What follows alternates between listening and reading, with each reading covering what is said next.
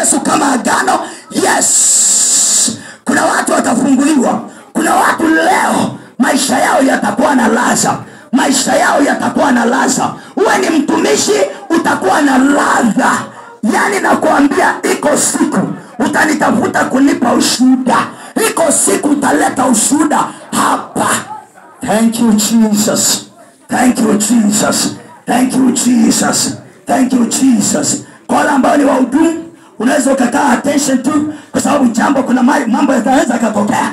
Yes, kuna watu wengine watakatiwa vifungo vilivyokuwa vikiwatesa kwa muda mrefu. Kuna watu vifungo vitakatika ambavyo vilikuwa vinawatesa kwa muda mrefu. Yakarabasika, rikorabasika, rikashakata, rikantarabasika, shakarabasika, rikorabababa. Nyanyacho vyako tu, nyanyacho vyako tu. Yes, kuanzia sasa hayo maisha yako yakawe na ladha. Hayo maisha yako yakawe